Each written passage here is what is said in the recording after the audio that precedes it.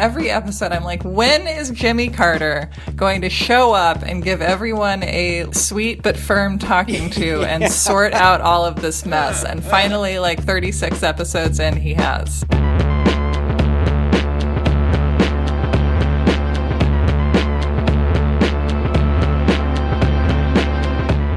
Welcome to You're Wrong About, the show where Mike tells me about what he saw when he went out into the big world and made sense of it. That's a generalizable tagline. All right. Let's see. Welcome to You're Wrong About, the show where Mike has to check all of his writing ideas with Sarah before he writes them to make sure that they're smart and good. There you go. That's basically what we're doing today. I don't know. That makes sense as an order of doing things. I don't think that the model of journalism we have where everyone goes to their individual little cubicle and does everything all by themselves is like the best idea, especially since journalism and capitalism don't actually seem to be friends. Oh, tagline. We found our tagline. There it is. I am Michael Hobbs. I am a reporter for the Huffington Post.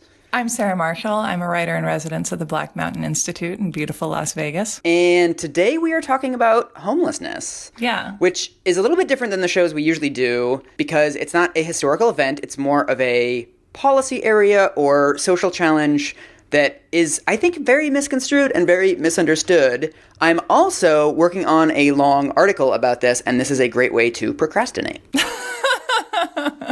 Because your other main procrastination activity of reading congressional testimony is like you're bored of that right now, right? Yes. So I think probably the place to start is that I just came back from a week-long reporting trip to Salt Lake City. And the impetus for the story that I'm writing is that in 2015, Salt Lake City announced that it had solved homelessness. Really? And this was something that was in the New Yorker, it was on the Daily Show, it was a huge deal, and it started a movement among other cities and other countries even to try to adopt Utah's model. Huh. So I went there to figure out how they did it, and it turns out that this will surprise you, significantly more complex than solving homelessness. Something is more complex than the headline said? I know, so strange. Yeah. And it kind of puts solving in scare quotes. So this is going to be an hour-long putting scare quotes around one 6-letter word. Cool. We're painting really big scare quotes then. Yes. Yeah. What is your understanding of the issue of homelessness? You're someone who cares about other people, so I feel like I'm not going to be doing much debunking for you. Okay, so like my relationship to homelessness currently is that right now I'm living in Las Vegas, and I grew up in Portland, Oregon, and also lived in Honolulu, Hawaii for a few years when I was growing up. And those are all places that have very significant and pretty visible homeless populations. Mm-hmm. My relationship to it is something that I've always grown up seeing and always felt like this is something that I'm very used to, and having it be something that always felt like an unsolvably big problem. Yeah. And overwhelming to the degree that that creates that empathic burnout effect in people where like if you're driving around your city and like you take a moment to like allow your heart to really go out to the person that you see who's standing on the corner, like you would become, or I become too overwhelmed to function. And I just, like the moment that I feel guiltiest for, like in my day, is often when I look away from a person who's like standing on the corner and at an intersection asking for change. Yeah. And like when I ignore that person and don't look at them, like that's the worst. Well, one of the things that I didn't know until I started working on this story, I mean, it's sort of obvious that homelessness is a political issue, but the most important thing to know about homelessness, I think, is that the people that you see are the tip of an iceberg. Mm-hmm. You know, the people that you see, the really heartbreaking people that you see begging for money or talking to themselves, those are actually only about 10% of the homeless population. Mm-hmm. The vast majority of the homeless population is invisible to us because they are either in emergency housing or transitional housing, or they're in a domestic violence shelter. Mm-hmm. And one of the things that is really fascinating about this is the ways that different cities manage their homeless population. So one thing a lot of people don't know is that New York City has 11 times more homeless people than San Francisco. Really? Yes. New York City has a huge homelessness problem, but in New York City, only 5% of their homeless people are sleeping outside because the city has an entire row of services that get them into dorm rooms or into transitional housing, or they will literally rent them rooms at like the Holiday Inn Express for a night if they need emergency shelter. There's a huge ecosystem getting them into shelters, whereas in San Francisco, only 30% of the people in San Francisco are housed. And also a huge reason for the difference between the East Coast and the West Coast is that if you sleep outside on the East Coast, you die. If you sleep outside on the West Coast, you live. Yeah. And San Francisco has nice weather and LA has nice weather. And so it's really crass to talk about it this way, but it just doesn't take on the urgency. No, it's true. Yeah, I mean, 180 people died sleeping on the streets in Seattle last year, which is 5 times the number of people who were murdered in the city in the year. Really? Yeah. They didn't necessarily freeze to death, although it does get cold in Seattle. Yeah. But it's just, they had an overdose and there was nobody to get them, or they had alcohol poisoning and nobody really noticed. I mean, there's a million reasons why people die when they're homeless that are not related to the weather. So it's not that West Coast cities have 0 homeless deaths on the street. It's just that their services were built up around this lack of urgency to get people into housing. Can you talk about like how we came to know homelessness as we do in America? You're asking me the questions like you know that I want to answer. Good. Like, Mike, give me the tedious, detailed history of this policy. Yes, always. But I think the best way to illustrate this is with this woman that I met in Salt Lake City who illustrates a lot of the principles that we're going to talk about in this episode. And secondly of all, you are going to love this story because it has a you're wrong about twist at the end of it. Hooray. So I don't want to use anybody's real name because I haven't checked their stories with any of them yet. So I have the cast list for the Poseidon Adventure, my favorite movie. I'm just going to go down the list. So the first female name in the cast list of the Poseidon Adventure is Carol. So we're going to call this person Carol. Okay. So I met Carol at a opioid clinic. She's actually now a volunteer at the opioid clinic. And she had struggled with drug addiction her entire life. She was in alcohol rehab when she was 17 years old. She called herself a high-functioning addict, where she wasn't stealing stuff. She was holding down jobs. She was in college. She was doing really well, but she was using heroin and meth and a couple of other things. And it all started to fall apart when her dad got evicted. Her addiction gets worse at that point because she's super stressed out. She ends up living in her car. After about 3 weeks of living in her car, she finds out that she's pregnant. I did not know this, but she told me that if you are addicted to heroin and you get pregnant, you can't go off the heroin because the withdrawal symptoms could kill your baby. It's really bad for your baby to go cold turkey. So they put you on methadone for the entire pregnancy. That's less bad for the baby than going cold turkey. Wow. This is where it gets really difficult. So she has the baby. She's a new mom. She's living with her aunt who she doesn't actually know all that well. And then it's really stressful in that the methadone costs about $85 a week. To take methadone, you have to be at the clinic before 8:30 a.m. 7 days a week. Why? Because they can't give it to you because it's a controlled substance. Right. And she was supposed to get daycare vouchers, but for some administrative whatever, they didn't come through. So she says after every shift at Denny's, she goes to the daycare and just gives them this wad of cash, all of her tips for the previous night. She said, it felt like paying someone to take my child from me. And so she applies for housing, but she's on a wait list, so that hasn't come through yet.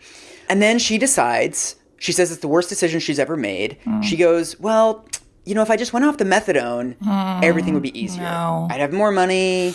I'd be able to manage this slightly better. Yeah. So she goes off the methadone. Within, a couple weeks, the stress gets to her. Yeah. She starts using again. Yeah. And then she talks about how what shocks her and what amazes her looking back on it now is how fast it happened. Yeah. She's like, you know what? I was a new mom, nursing my baby, steady job. 3 months later, I was sleeping in empty parking garages.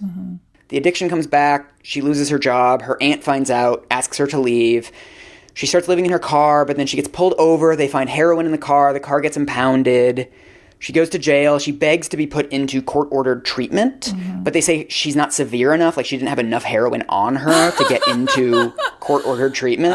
Where's her baby after she gets arrested? She gives it to her mom. Okay. And she tells me, during this period where she ends up moving onto the street, it's December. And so she's sleeping in the parking garages because that's some semblance of a roof above your head. And during this period when she's homeless, her housing vouchers come through.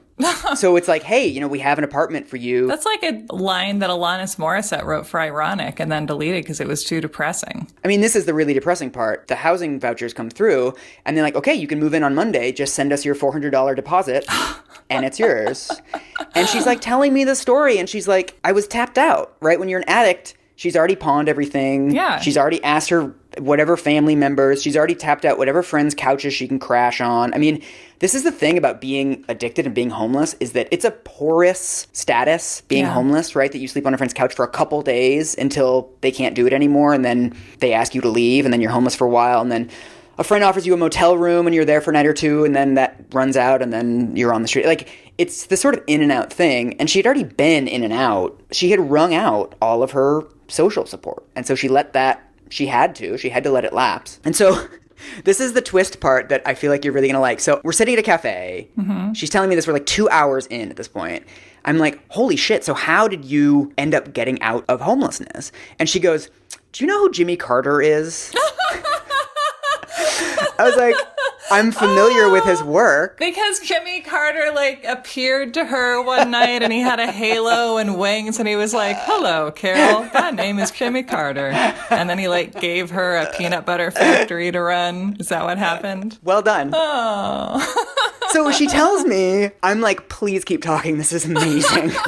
So what she tells me is, as you know and I only vaguely knew about, Jimmy Carter had a brother named Billy Carter. Oh, yes. Who was an alcoholic, remember? And he was kind of this joke. He was the fun one. He borrowed money from the Libyans and, like, didn't get that they were probably trying to influence his brother. Like, he was just very naive and kind of not really necessarily thinking things through. Or at least that's the cultural construction. Didn't he also have a beer named after him, or like a beer brand? Yes. He ran the peanut farm after Jimmy Carter had to give it away. And so Carol tells me Billy Carter's son was a friend of hers in rehab when she was 17. Of course. His name is Earl Carter. He's the nephew of Jimmy Carter. This is amazing. So he sees on Facebook that she had a baby. He also sees on Facebook that after that, she sort of disappears. Mm-hmm. He calls her parents. They tell him, like, she's kind of disappeared. We don't really know where she is at this point. Mm-hmm. He gets on a plane that day to Salt Lake City. He Facebook messages her, totally lies. He's like, oh, I'm coming through Salt Lake City for business, just like wondering if you want to catch up, whatever. She eventually writes back and she's like, yeah, let's meet up. He shows up in Salt Lake City. She doesn't show up. He goes around the streets looking for her, doesn't find her. He gets up the next morning, goes out for some breakfast, comes back around 11 a.m., and she is sitting in the hotel lobby with all of her stuff around her. Mm. And she's 80 pounds. Oh, my God. And he basically says to her, I will take you to Plains, Georgia, where I live in Billy Carter's ranch house, and you can stay there as long as you want. And she says, yeah, let's do it. Oh my and God. so because living on the street, this is one of the things that always happens when you live on the street. Her ID had been stolen, so they can't fly. So they take a 3-day bus ride from Salt Lake City to Plains, Georgia, which she says is the worst 3 days of her life because she's going through withdrawals on a Greyhound. Like, a Greyhound bus is a bad enough place to be when you're in perfect health. Yeah. So she stays with him for 2 months. Mm-hmm. Plains, Georgia is one of the places where they filmed The Walking Dead, apparently. And so whenever people would see them out and about, they'd be like, oh my God, is she okay? And he'd be like, oh, she was an extra on The Walking Dead. Should be a show called Touched by a Carter, and every episode is a story about something that a member of the Carter family, like, quietly did to save the life of a random American. So I called him up to, like, confirm the story, and I was like, why did you do this? This is, like, some total sainthood shit. He's, like, the coolest guy. I'm, like, totally starstruck about this entire, just that anyone would be this nice to another human being is amazing to me. And I said, man, it's a really amazing thing that you did. And he's like, you know what? She did all the hard work. She is the one who deserves all of the kudos for this story.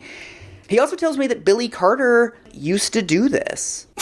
This is like the you're wrong about twist of this. You're wrong about Billy Carter? Yeah. Earl Carter says to me, he's like, you know what the central thing you need to know about Billy Carter is? He got sober in 1979 and he died sober in 1988. That was his life. He took this recovery stuff extremely seriously. Whatever substance or not totally healthy self-soothing behavior I lean on a little bit too much, I would start leaning on way more if I were Billy Carter and I suddenly became the president's brother. Totally. And so it's kind of a theme of the show, but you just sort of, sometimes you need a reminder that a person is a person. We all need to be reminded of that constantly. That's like every day in American life. Right. So I asked Carol, of course, did you ever meet Jimmy Carter?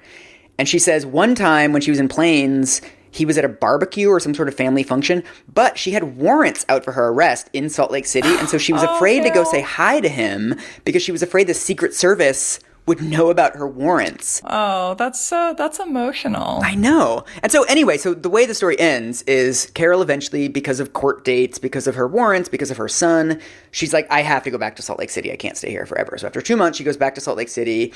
And then I'm like wanting, like as a journalist, you want these stories to have like nice tied up loose ends. Yes, because you want your closing image where she's like sitting with her toddler playing patty cake surrounded by morning glories. Yes. And so I'm, of course, like, and then you never did drugs again. She's like, well, she is clean now. She works for the Utah Harm Reduction Coalition. She volunteers at this opioid clinic. She's back in college. Like, she has made it. But all of this happened in 2015. And she's like, you know what? It took me like another year and a half of being in and out of treatment, of relapsing and getting sober. Like, it's a process, right? Yeah. So she says it takes her another year and a half before she has custody of her son, and she's living in an apartment that she is paying for with her own wages. But anyway, I just want to reclaim Billy Carter. And he's going on the mural. And I also think that this is a very instructive story in that any story of homelessness you can tell through the lens of like the bad choices the person made, but then you can also tell it through the lens of the bad systems that she was a part of, right? I mean, one of the things that strikes her now is like, how much money did she really need, right? When she was in her methadone, working at Denny's, terrible, kind of barely making it through a period, she's like, you know what? If someone had given me a check for like $3,000 or $4,000, I could have moved out. I could have paid the deposit on a new place. I could have sort of gotten one level up to a level of security where I wasn't so precarious. Yeah. Because the system did not have a way for her to do that. Like, how much money did the state of Utah spend in jail fees and court fees and judges' time and cops' time and shelters and services? I mean, it's hard to calculate these things, but she definitely cost the state way more than $3,000 or $4,000 ultimately. And she also like fell in a hole so deep that she had to be rescued by a former president's nephew. Yeah. Right? When Earl Carter intervened, she was at a point where the services that were available to her as a citizen probably wouldn't have been enough. No. But instead of having a very small amount of resources, when they needed them, they fell into this spiral that ultimately put them in a place where it was very, very difficult. Yeah. To get them back into healthy daily life. Yeah. I feel like that happens constantly in America. Totally. Another really important principle of her story is how important it is to just get housing. Like when you need it. Yes, recovery is hard. Recovery is not made easier by being homeless. I've heard that. Or maybe I haven't heard it anywhere, but it seems intuitively true, doesn't it? Yeah, one of the things I hear from a lot of these health clinic folks is just that homelessness is one of those things that makes everything worse, right? If you have mental illness, it makes it worse because you're under stress all the time, you're not sleeping properly, you're not eating properly, you're afraid for your life, you're living day to day, and you're probably not taking your meds every day because it's a huge pain in the ass. Drug addiction, also, you're around drugs, you're much more likely to be in the proximity of drugs, you're much less likely to have access to resources, you're much less likely to just be warm. And so this relationship between mental illness, substance abuse, and homelessness goes both ways. Yeah. Well, and also think about how many people whose entire day is thrown out of whack if they're like traveling for business and then they accidentally didn't bring their earplugs. Humans really rely on routines and on stability. Aside from just like having a stable place to call home, like we just rely on some baseline of I have shelter, I have warmth, I have water. We have this narrative that like you can earn the right to have those preferences. Right. Well, this actually transitions very well to the history of homelessness policy, which a lot of this I did not know. First of all, mass homelessness is a pretty new phenomenon. Can I tell you the story I heard from my mom? Ooh, yeah. Okay, so what she told me, I remember as a kid, is that she grew up never seeing homeless people visible on the street. Yeah. The narrative she told me is that in, I want to say the 60s, there was this massive exodus of people from mental institutions, and that led to mass homelessness. Is that true? That's true, but it's actually not a huge component of it. Okay. One of the really important principles is that within the homeless population, there's a lot of sub-populations. One of the sub-populations is people with severe mental illness. Like there's a lot of schizophrenic people and a lot of people with severe anxiety, severe depression, catatonia. But what's interesting is that's only 15% of the homeless population. 85% of the homeless population is what's called temporary homeless. The people that are sort of in and out of homelessness their whole lives are called chronically homeless. Those people that were de-institutionalized, which is a really hard word to say, that was true that a lot of those people got essentially kicked out of the institutional system, but that didn't actually increase the numbers that much. That increased the visibility of that particular population. A huge thing that led to the rise of mass homelessness was the end of public housing and the end of housing assistance. So one of the things that I was not aware of is that, first of all, federal housing assistance in the 1980s got cut by 75%. Did our friend Ronnie have anything to do with any of this? It's like the opposite of a twist. It's like, oh... I feel like if capitalism is like Emperor Palpatine, then Reagan is Darth Vader in this. In like every single story we tell, yeah. Yeah. I mean, another thing that I think we sort of sleep on housing assistance as a really important component of this, that in the 1970s, the government built 300,000 units of low-income housing every year. This was like an infrastructure project. It was like building freeways. We also switched from building low-income housing to giving people vouchers to live in low-income housing. Oh, yeah. Which is actually a huge shift, because what that does is, instead of giving people a dedicated place to live and increasing the supply of homes, what you're doing is you're giving people a voucher that has them competing on the open market. The free market, Michael, the free market. Yes, it solves everything. You've just got more and more and more poor people competing for cheap apartments, and pretty soon those apartments aren't that cheap anymore. Another aspect of this that I feel like gets overlooked is all of the responsibility and all of the funding of homeless services was pushed onto cities. Right. So I read this really interesting case study of homelessness policy in Philadelphia. During the 1980s, the city of Philadelphia raised taxes 19 times. And a huge part of that was that all of these federal welfare, homelessness, everything getting cut, that the city then has to rely on its own residents for funding much more. And that created this vicious cycle that we're still living with, where people see their taxes going up and they're seeing more homeless people on the streets at the same time, because they're both being driven by the same forces. And that feels like, what the hell am I paying for? Yeah, it's just like if you're living in Philadelphia and your city taxes are being continually raised and you're like driving on Philadelphia streets and like using its public transit, you're looking around like you begin to highly suspect that you're paying into a city government hooker fund, if anything. And so this sentiment, what the hell am I paying for, becomes the basis for essentially all of the homelessness policy in the 1980s and the 1990s. Yeah, that sounds like the America I remember growing up in. It's like citizens want punitive things. They want people off the street. Right. And so is this also when like the sense of like animosity toward homeless people appears? Because I feel... Yeah, like I feel as if there's just like a sense of violence toward homeless people that American society sort of on a large scale feels. Yeah. Well, I mean, not to give these reactionary forces too much empathy.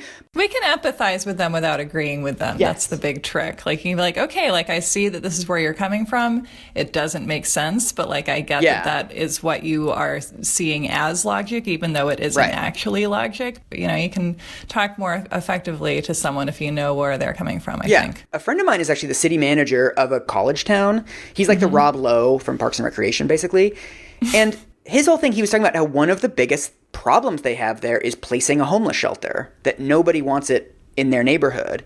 And me being sort of the online Che Guevara that I am, I was like, fuck these people. Like, they have no compassion, And he was saying, like, look, dude, living next to a homeless shelter is actually really challenging for people. It means because it doesn't open until 9 p.m. to let people in, people have to line up around 6 p.m. to get in. And so that means that you've got a lot of people who are on substances, who are having undiagnosed mental illness, who maybe haven't showered in a couple days, kind of milling about outside of the homeless shelter. A lot of people don't want their kids walking home past a bunch of 44-year-old men who are maybe drinking. That's not nice for people. And so this is the vicious thing that happens in city policy, where it's like, even if you're a compassionate person, and even if you're not a terrible person, it is a difficult thing to live next to a homeless shelter. Like, it sort of makes sense.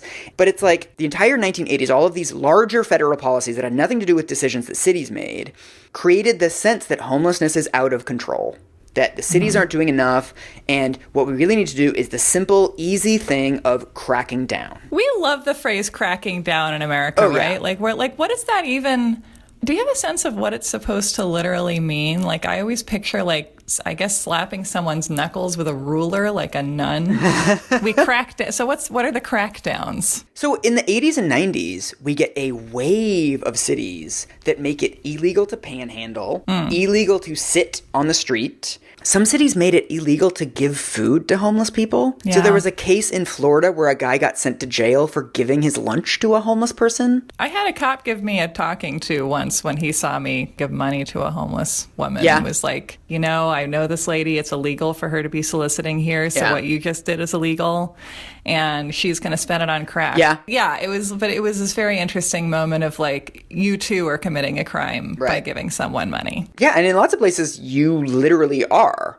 There's also crimes like loitering and trespassing and public urination that are essentially only used, like the people that work in homeless services call them homelessness crimes. Yeah, I loiter like a motherfucker and no one has ever harassed me about it legally. And if you talk to actual homeless people, like one guy that I talked to was attacked by a police dog for sitting on some steps and eating a sandwich. Oh my God. He showed me the scars. There's nothing to do during the day when you're a homeless person because all the shelters close during the day. So you're essentially just killing time. You just want to sit down and do nothing for a second. And 2 seconds later, somebody's like, nice try.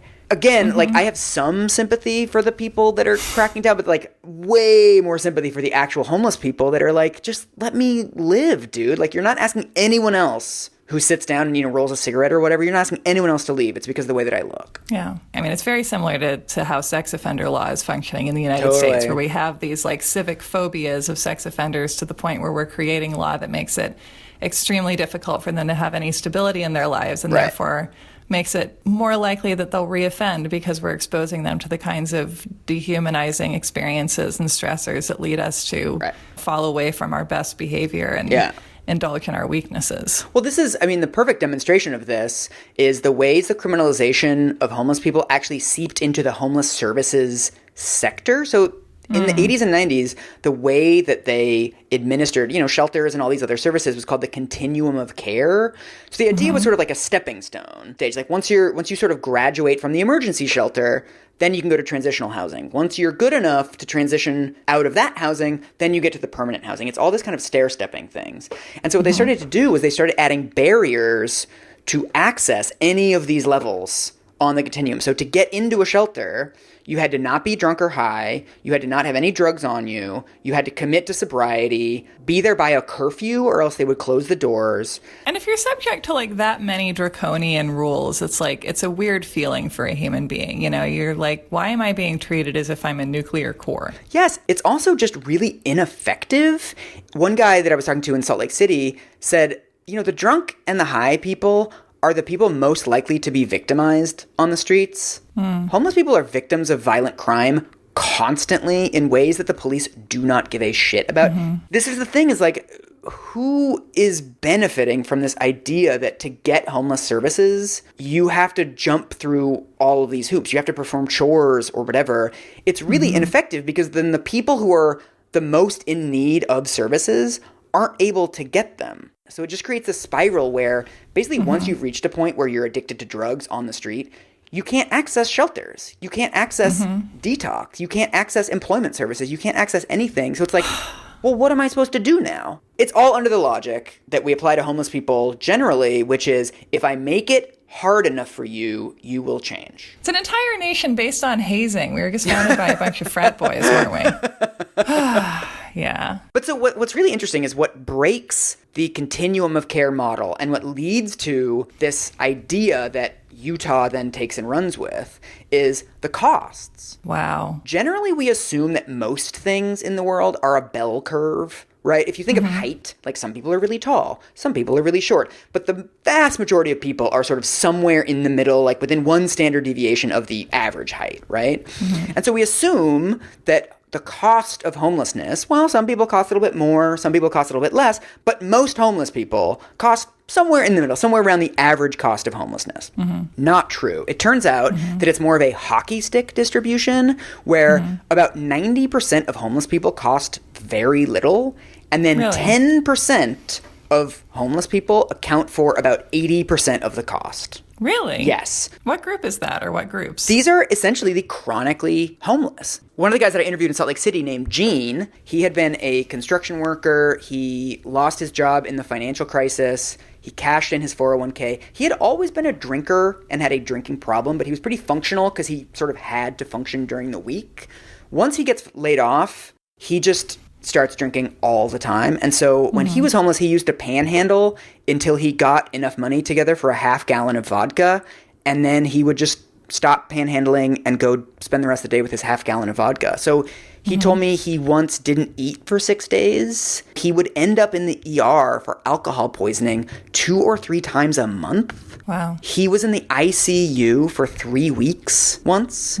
And when you start to think about the cost, an ER visit, $4,000, $5,000, $6,000 every single time. So somebody like that, he's costing $12,000, $18,000, $20,000 on medical costs per month. So like $240,000 a year. Yes. And then you've got the policing costs. One thing that I feel like nobody takes into account is that criminalizing homelessness, the current strategy, is extremely expensive. Right. We don't think about how much like it costs for the police to freak out or brutalize someone, but like that's expensive. Yeah, Utah actually did an analysis of this, that every misdemeanor arrest accounts for about $5,000 of spending. Wow. And people like gave Tammy Faye Baker a hard time for spending a few $1,000s on makeup. But like makeup is something you can play with. You can't play with a misdemeanor arrest. Yeah, and I mean, one thing that I didn't know until I got to Salt Lake City was just the way that these costs compound. So you're a homeless person, you get busted for public urination, you get a $40 fine. Well, you don't have $40 because you're homeless. So then a warrant goes out for your arrest, but you don't have an address, so you never find out about the warrant. So then the next time the cop gets you, they take you in and they say you have a warrant. Then you have to spend the night in jail. And then you have to go before a judge. And the judge says, well, you have a warrant. Here's a bigger fine, a $1,200 fine. Well, you still don't have money. So then another warrant goes out for you. And then another couple months later, you get arrested again. And then the judge brings you in and they say, well, you have to do volunteering because you don't have any money. So we're going to make you volunteer, do community service. This is a very optimistic scenario because I haven't been thrown in jail yet for not being able to pay any of these fines. Essentially what happens after that is that you don't show up to your community service because maybe you don't have a watch, or maybe you're addicted to drugs, or maybe you have mental illness and don't really understand what's happening to you. And so then another warrant goes out for you. This is a really depressing choose your own adventure game. I don't think anyone's going to buy this. I'm sorry. Like, I hate to say no to you, but... And so it's not necessarily that each arrest itself costs money. It's just this cascade and this cycle. Yeah. It's actually really interesting. If you look at a bar graph of the costs of homelessness, it's only, I think it's 8 to 12% is homeless services. Shelters and people driving around handing out socks and giving out free meals. The vast majority of the cost of homelessness, what we spend on homelessness, is medical care and law enforcement. Like, that's why homelessness is expensive, is this silly choose your own adventure game with the cops and this just in and out of the ER. Yeah. I mean, most of the people that you speak to that are homeless, not only are they kind of in and out of the ER all the time, but they also, a lot of them have chronic illnesses. A lot of them have diabetes. Gene actually has diabetes. That's why he quit drinking. So he has to keep his insulin refrigerated during the summer. And during the winter, his insulin freezes because it's so cold. So he essentially now has to sleep near the hospital so that he can get his insulin regularly. And I mean, this is like everybody, right? They have Hep C, they have tuberculosis, they have to get a shot every month for their antipsychotics. A lot of them have cancer. Really? Yeah. Do you feel as if we're just continually sacrificing people in the volcano of capitalism, and the reason we have to commit all these sacrifices is to maintain the illusion that capitalism is a workable and humane structure for organizing society? Because it's just to allow people to suffer this way and to come up with a narrative where things will be worse if they don't suffer. Right. What is that? I mean, I think what's behind it to me is the way that we make the costs of the status quo invisible. I was looking this up the other day. Putting someone in prison for a year cost $30,000. I didn't make $30,000 last year. And I think it was California was the most expensive state, and it was $68,000. You think about, all the people in San Francisco, which has a huge homelessness problem, talking about like, oh, lock them up and like get them off the streets. It's like, well, you're going to spend more. And like, even if they're being neglected and abused, it's still expensive to neglect and abuse them in prison. I mean, so in the 1990s, late 1990s, all of these studies start coming out. North Carolina finds there's one homeless guy named Michael who cost $268,000 a year. Was that you? Yes. There's all these pilots of cities that essentially say, let's just put people in fucking housing. People do well if you give them responsibilities. Yeah. And let them have agency in their own lives, Yes. and you don't treat them like children or dangers to society. And the way that Utah finally gets into this story is that in 2001, Utah did a project called Pathways to Housing. The idea was like, you know what, let's get the worst. Like the term they use is hardcore homeless, which I think is not like, I think it's like the dark humor of actual service providers. Yes. They deliberately looked for people that they thought were never going to make it out of homelessness. America's next top homeless person. Yes. People that were drug addicted, people that had really bad schizophrenia. You're like, I didn't come here to make friends. Yeah. And what's amazing is they take 17 people and there's like, you know what? We're just going to test what happens when we just put these people into housing. And what they told me is of those 17 people that they put into housing in 2001, 15 of them are still there. One person perished. Another person moved into a nursing home because she got old. But the other 15, the caseworkers that I talked to about this, they're like, we thought they would die on the streets. These are people who are every negative stereotype that you have about homelessness. These are those people, right? Shouting on the street, not showering, not eating for days. I go days without showering or eating, and that's just because I'm a writer with anxiety issues. But so one of the things, there's one in Philadelphia, there's one in San Francisco, and this really becomes the big idea that animates housing policy for the next 15 years. It turns out you can save a ton of money if you just are nice. Yes. And so this also converges with the George W. Bush administration and this whole idea of compassionate conservatism. Okay, I feel like we've moved so far beyond that like, I feel like I once knew what that was, but it's buried underneath layers of composting bullshit. So like, what was it? Yeah, it was kind of a Bush campaign promise. The idea of compassionate conservatism perfectly fits with this model because it turns out that when we help the poor, we save money. So it's a win-win, right? Like that's what they're really looking for is these kind of win-wins right. where we don't really have to invest a lot of money, but we can free up resources and we can be more effective. We can have effective government by being nice. Because, children, there was a time in the United States where if you figured out that being humane saved money, you could convince capitalism to actually do it. Yes. So the idea gets called housing first, right? That before you can do anything else, drug addiction, mental illness, anything, put them in a home, and then you work on everything else. That becomes the flip of the continuum of care model. And this totally catches fire. The Bush administration encourages cities to put out 10-year plans to solve homelessness. This becomes the rhetoric that you have to reach for is, look, we have a solution to homelessness now. We know. So you need to solve homelessness. So 371 cities across the country in the first years of the 2000s put out plans to solve homelessness. And a lot of them say by 2020, by 2035, by 2015, we're going to solve homelessness. I dream of living in a world where you can really like get people on their feet by promising that they can help mitigate something. Yeah. And so one of the states that does this is Utah. And it's actually a pretty amazing story that Utah, like, fucking went for it, dude. Utah goes for things. I mean, they got faith leaders, they got private businesses, they got local and regional governments, they got everybody together around this idea of housing first because they had this great pilot that had worked really well. People sleep on the Mormons, but like the Mormons give an unbelievable shitload of money to homeless services. The Mormons are like one of the most fascinating groups of people in human history in terms of being capable of so much incredible violence and so much significant altruism. It's amazing. They're fascinating. I mean, I spend a lot of time at sort of soup kitchen type places, and they're like, we have too many volunteers.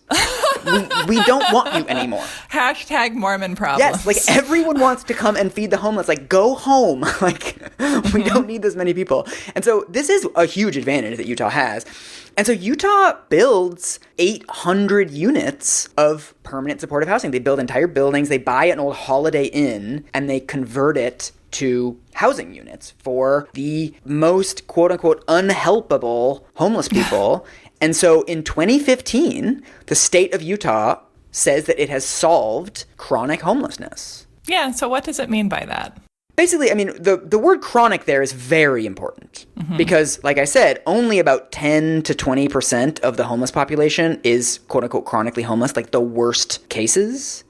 So in April of 2015, Utah says we have reduced chronic homelessness by 91%. We solved it. It's like, okay, you didn't, but you tried very hard. And in America, we don't know the difference between actually doing something and fixing it forever, maybe. Yes. And so what's really interesting about this story is that this blows up. Hassan Minhaj from The Daily Show comes to Salt Lake City and he runs around downtown interviewing random people. He's like, where's all the homeless people? Where's all the homeless people? And Jon Stewart does this whole big segment about like, wow, it took us this long, like decades, to realize that the way that you solve homelessness is by giving people homes, right? It's like socklessness, give people socks. There's a New Yorker article, there's Wall Street Journal. People in Salt Lake City told me they were having visits from like British people and from Belgians and from all over the country. I mean, it's seen as this huge success story. But there's a spot in the dick. Yeah, and this is also why I visited Salt Lake City, because since then it's gotten complicated.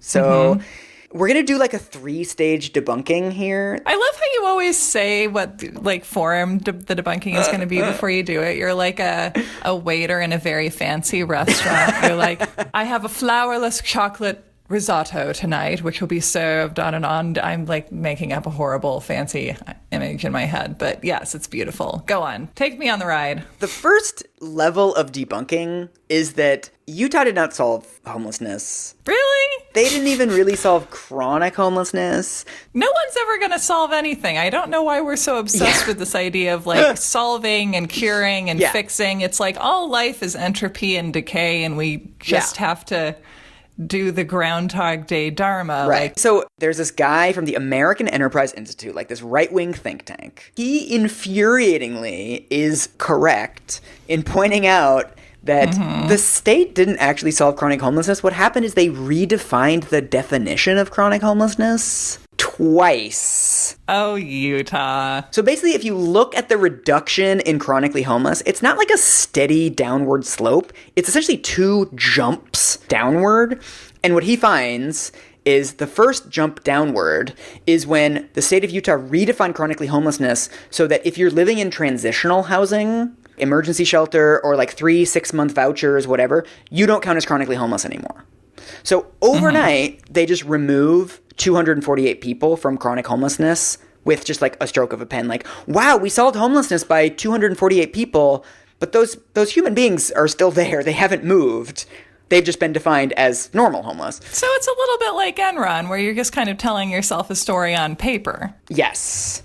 So then the next big jump downward is they do this thing 3 nights a year called the point-in-time count, where in January, a huge team of volunteers go out and physically, like a census, find all of the homeless people and count them. And this is how cities know homelessness is getting worse, homelessness is getting better, whatever. They go to the shelters, they go to tent cities, they find panhandlers, everybody. Typically what they do is they find 1,000 homeless people that they count.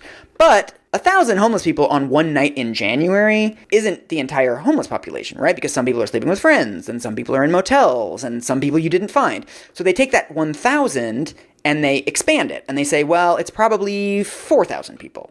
right? Or it's probably 2,000 people or whatever formula they use. Right. And they have some kind of general knowledge base so they can be like, if we're counting X many people, Yes. and there's probably X many other people that we like weren't able to count. Yeah. But during this entire process, Utah stops doing that. They started just counting people and they said, that's all our homeless people. So again, overnight, you have a couple hundred chronically homeless people that disappear because they were a statistical artifact. One of the themes of our show is that statistics are doubly tricky for the fact that you can massage them every which way and make them seem to indicate really any possible outcome. Yeah. The same way that we've talked about people putting untoward faith and science presented to them at trial. Like, we have way too much faith in statistics because we have this idea of like, well, they're numbers. Like, you can't make numbers lie. And it's like, that's almost all you can do with them, actually. Yeah. I mean, it's worth noting that at the end of its little experiment with Housing First, Utah had twice as many homeless people as when it began. What? Yes, so it started with about 4,000 homeless people. It ended with about 8,000 homeless people. Homelessness has gone insane. Carol, when she was on the street, when Jimmy Carter's nephew saved her, that was the winter that Utah was announcing it had solved homelessness. And so if you're Carol, you're like, interesting. Another thing that comes out is the cost savings didn't really happen. Really? So finally a report comes out on this Pathways project that Utah did, and they tracked the homeless people for sort of the year before they got into the housing and then the year after they got into housing, and they cost exactly the same. All of this stuff about they cost so much money and we're going to save the medical and police and whatever, none of that really came true. Wow. So after this right-wing think tank dude puts out this blog post about how all of the numbers were fake, everyone kind of like abandons this model. They're like, well, we tried the Housing First thing, but come on, guys, it's all bullshit. It's a total mirage.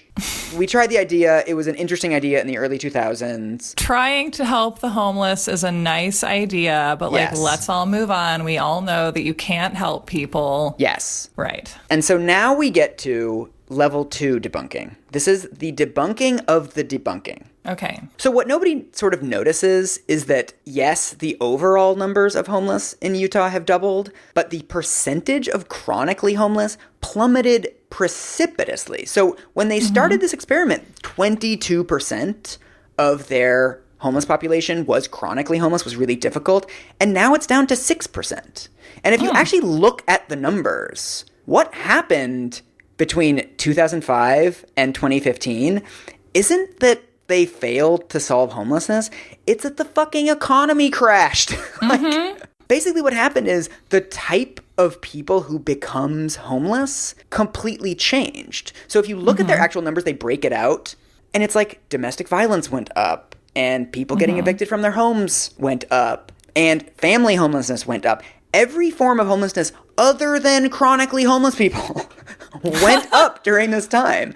So it's like it got swamped by a rising tide. And of course, when you talk to everybody in Salt Lake City, they're like, punk, we never said we were solving homelessness. We said we were solving chronic homelessness. This was a narrow thing that we were doing. It was The Daily Show. It was The New Yorker. It was everyone else were the ones that are like, oh, Utah didn't really solve homelessness. It's like, we fucking know. We didn't say like... This is the big problem between the media and reporting on any kind of systemic issue is that we want stories that don't exist in systems, right? It's like Hollywood is trying to make a movie set on Mars, and they're like, well, why don't we have like lizard people living there? And it's like, well, lizard people don't live on Mars. And they're like, well, it has to be lizard people. And it's like, the thing that you need to get you to the place where I'm trying to take you is like the thing that you will never find there. Right. This idea of like, Utah is going to solve homelessness. And it's like, that's a ridiculous thing to attempt to do or to promise or to claim. But like the only way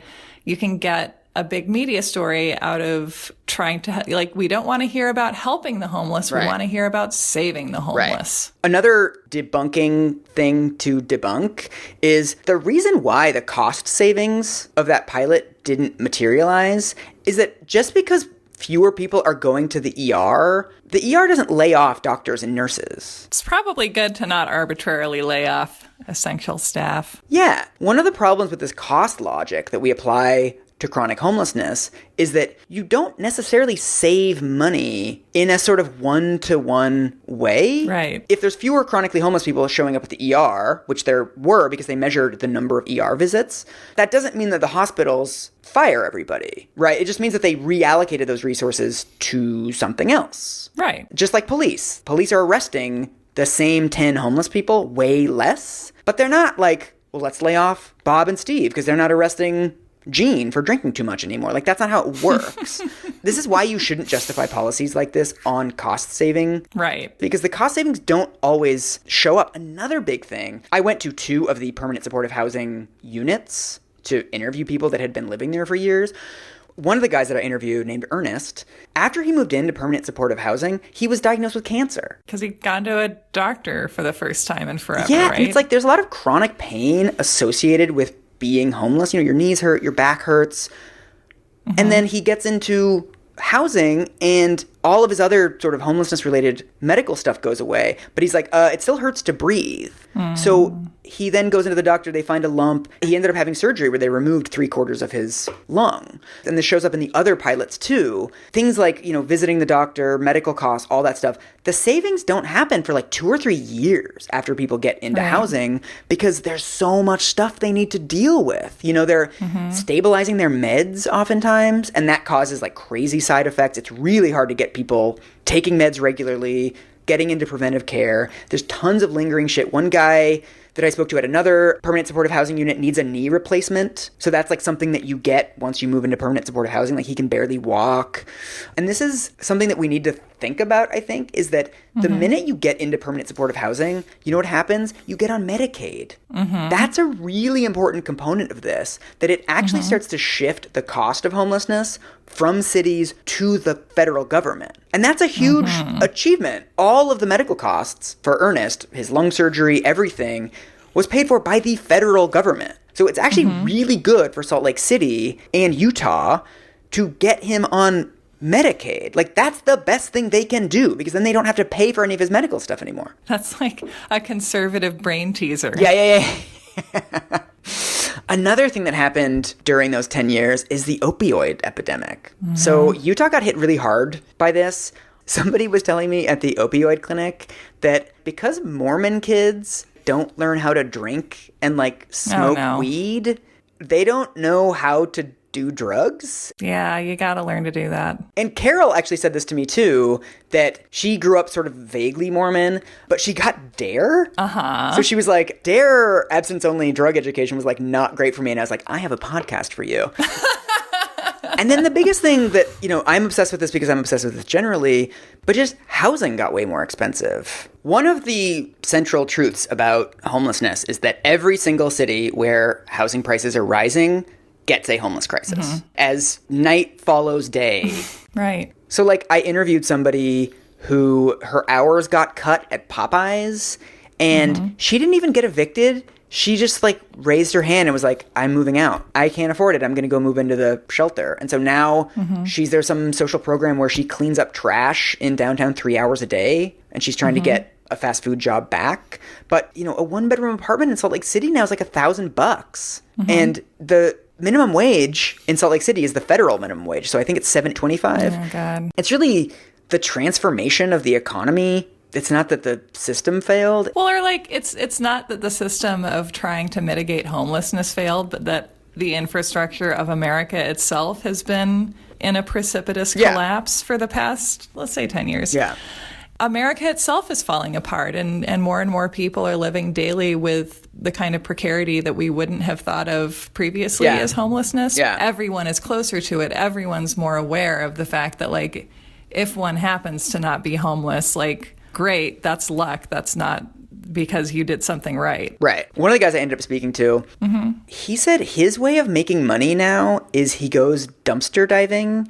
And he says the best places to dumpster dive are at rich people's houses and at really poor apartment complexes because so many people are getting evicted now that when you get evicted, your stuff is just out on the street and you kind of end up throwing away a bunch of stuff that you hadn't thought about because you just have to like leave. Right. And like perfectly good appliances and stuff, Yeah. I'm sure. Yeah. He literally said appliances. He's like, you find microwaves, like nice microwaves in the trash Right. because people can't carry them. And you're just suddenly downsizing. Yeah. And so there's two more things I want to say about this. These are sort of the debunking of the debunking of the debunking.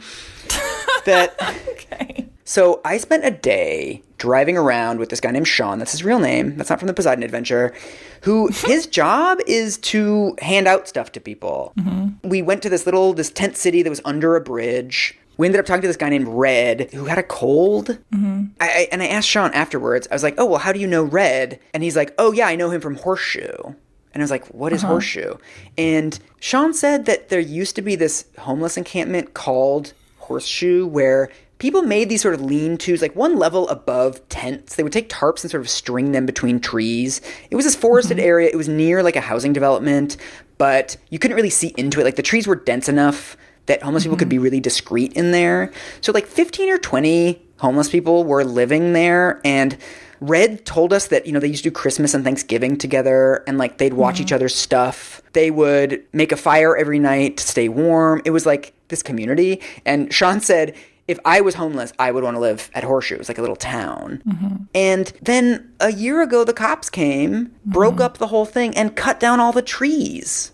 And so now it's like a field, and there isn't even anything there. It's like they didn't even necessarily do it to like build homes. It's like they just took this all away because it was there. Well, yeah. And I mean, it's difficult to contemplate the logic of that. It does seem like part of that response is encouraged by like, no, you're not allowed to create a temporary and essentially functional society where you can look out for each other and like take care of yourselves in a way that society refuses to. Like, you can't do that. Yeah. You can't go off and peaceably abide by your own rules. You have to abide by ours, and ours are the ones that dehumanize you. What's fascinating about it to me is that, this is something that happens in Seattle. Like, the return of criminalizing homelessness is a huge part of the story. That just like every city with a housing crisis has a homelessness crisis, every city with a homelessness crisis has a get tough on crime approach. I heard sort of off the record grapevine kinds of conversations with people that are like, the cops don't like this either. It's tedious for cops. The cops know all the cops and all the homeless people know each other.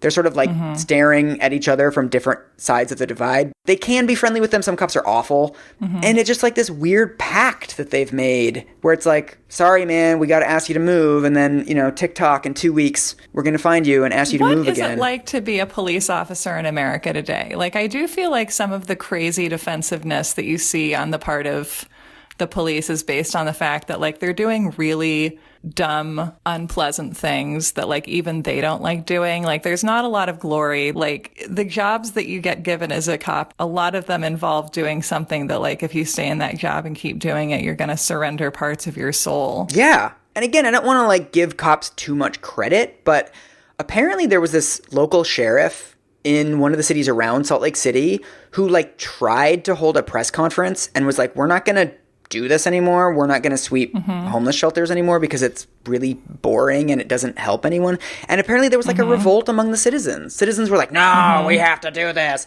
And he's like, okay. And again, it's the same as Enron. They're just moving homeless people around between different parts of the city, and like nothing's changing. None of them are becoming housed. Yeah. And it's like you realize homeless people do not cease to exist when you do not see them anymore. I think people think that. Even in the best case scenario, like, wow, you succeeded. Congratulations. They left town. Like, that's what you really want, right? They left town. Great.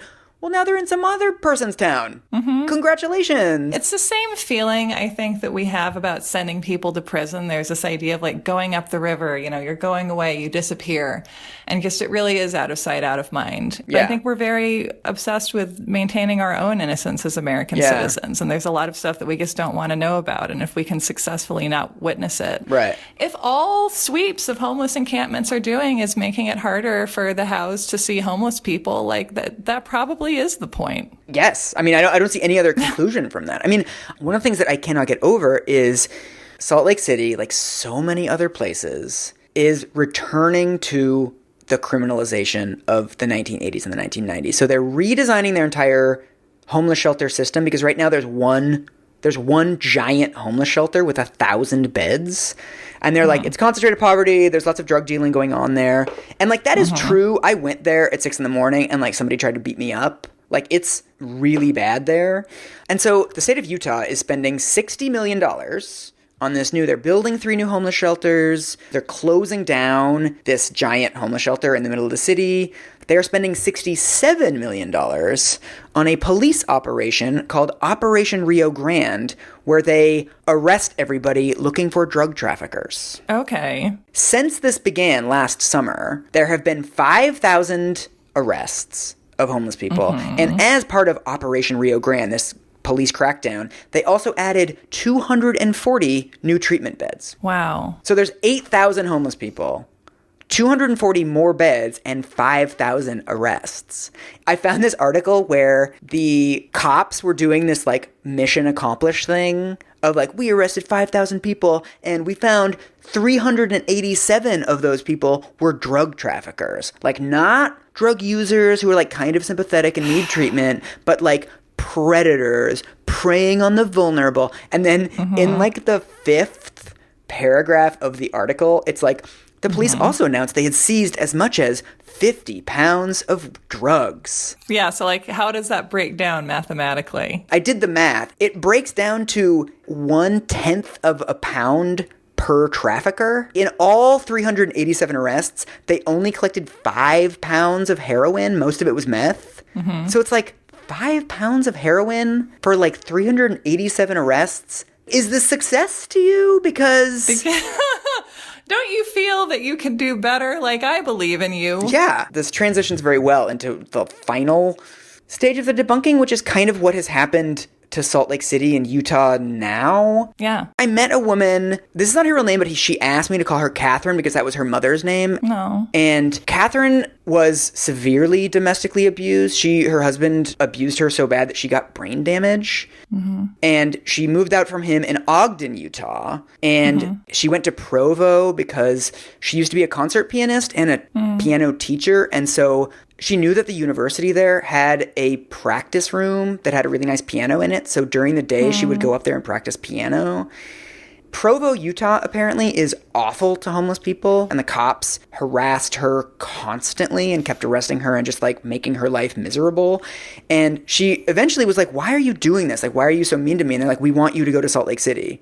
Like, Salt Lake City has the services. Like, that's where homeless people go. This is a nice town. And so Catherine is eligible for permanent supportive housing, but they don't build permanent supportive housing in Salt Lake City anymore. One of the things that happened is they sort of gave up on this idea of housing first. They built 800 units of permanent supportive housing, and then since 2010, they've only built 65. I went to these permanent supportive housing buildings, and I talked to the case managers, and the case managers said, do you know why the system works? It's not just the housing. It's us. Case managers are dealing with these people every day of, did you take your meds? Did you get on food stamps? Did you renew your Medicaid? Did you do your laundry this week? Did you shower today? I need a caseworker. I just realized that. A lot of the caseworkers that I talked to at the permanent supportive housing unit said, like, when they started out, when Utah had this big idea in 2005, they would have 10, 15 people who they were sort of managing. And now they have 30 or 40. Oh, my God. One of the guys I talked to at this giant shelter, it's 1,000 people, it's this huge political punching bag, everybody hates it, tells me, he's like, you know what? This building was built for 800 people. One night last summer, we had 1,400. We do not turn people away. We have turned our offices into homeless shelters. There's a cafeteria where when we have overflow, we just put like thin like yoga mats on the ground for people to sleep. He's like, we have been given 0 increase in funding in like 10 years. The only increases in funding we've had are to add metal detectors. What do you expect, right? Like, these people are working so hard. I don't know. It just feels like one of these things where it's like there's this huge break between what you hear from politicians and what you hear from people who actually do the work of as far as what needs to happen. Like, when you talk to people who do the work, they're like, give us more money. Just give. You know what? Politicians know about fundraising and dick sword fights, and I don't really think they have many other areas of expertise. Like, I don't know why we're listening to them about all these social issues. I mean, a big thing for me is the way that, like, we fall for these big ideas and then we don't execute them. Well, it's like we have New Year's resolutions, you know, like how people are like, I'm gonna, be paleo from now on, and it's like you can't just be paleo from now on. You have to like do something that's reasonable. I mean, some people are paleo from now on, but it's like we just get so enamored of these triumphant total fixes that we then, I think, get more easily dismayed and discouraged and then stop putting energy into it when it's like, oh, like you're never going to conclusively fix anything. Right. I think as Americans, we're in a bad place, man, because we have both this deep jonesing for situations where we can be the hero and we can come in and triumphantly solve a problem, either individually or as a nation or whatever.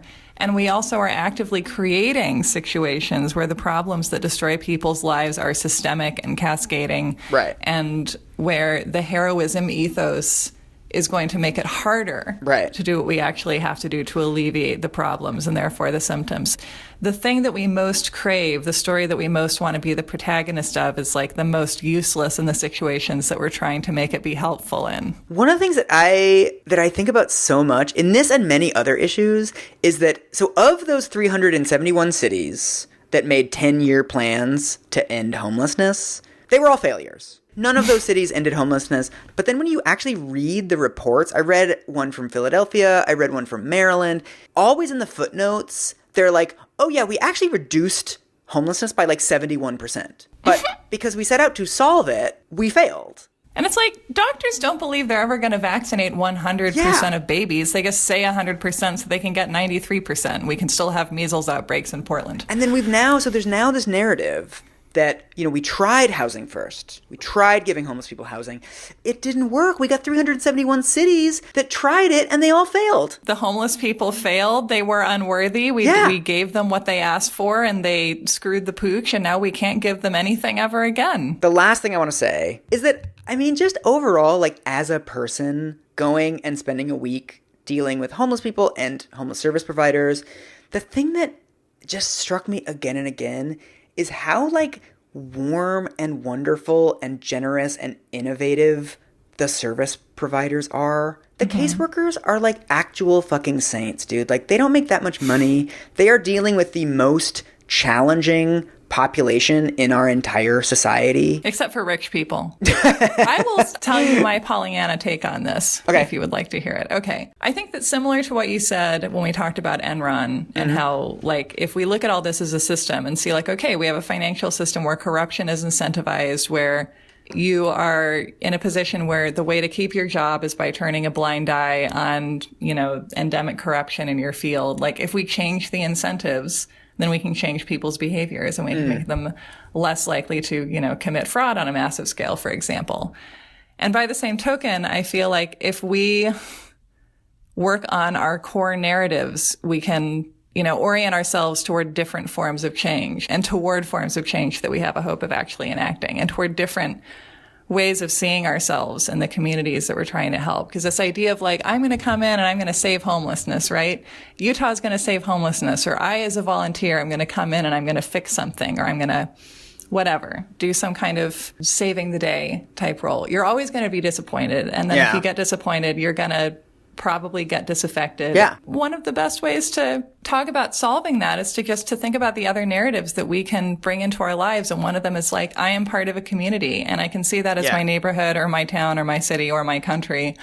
But it is my job to show up for people every day and to do that in a way that's like part of my identity and part of my being. And like, it's not my job to fix anything, because if you see yourself as a person who's going to come in and fix stuff, then that's a story about you. You're telling yourself a story about how great you are and how able you are to solve problems. And it's never about the person that you're purporting to help. And if you show up every day and are like, what do you need and how can I answer that to the best of my abilities, then like you're always going to be able to do something and you're not going to feel like a failure. I think the way to think about it is managing it, right? Like when a city runs a bus system, they're not like, well, yesterday we took everybody to where they needed to go, so we're done. It's like, no, you wake up the next morning, you take them where they need to go next. Right. We should think of homelessness as something like education or providing running water. It's just something that cities need to do and the federal government needs to fund every single day. It's not something that we're gonna get rid of. It is an outcropping of the financial structure that we have chosen. We can either be mean to them or be nice to them, but it seems like it's kind of cheaper and better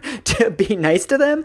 And also, I don't care if it's cheaper to be nice to them. It's actually worth it to be nice. I think when you make the argument that it's cheaper, then it boxes you in where you can only do things that are cheaper. Yeah, it's true. It's like, it's so frustrating too when these initiatives fail and the attitude that you hear is like, well, you know, it didn't actually save money. And it's like, right, because that's the only God we're capable of worshiping. Yeah. It's like, yeah. And it's like, there is another side to the force. And like, yes, it costs a little extra to have humanity, but it's so worth it. Yes.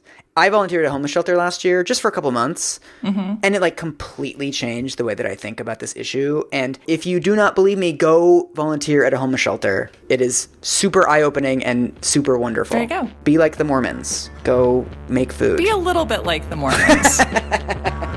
That's more generalizable. You're right. Be like the Mormons in some ways and not in others.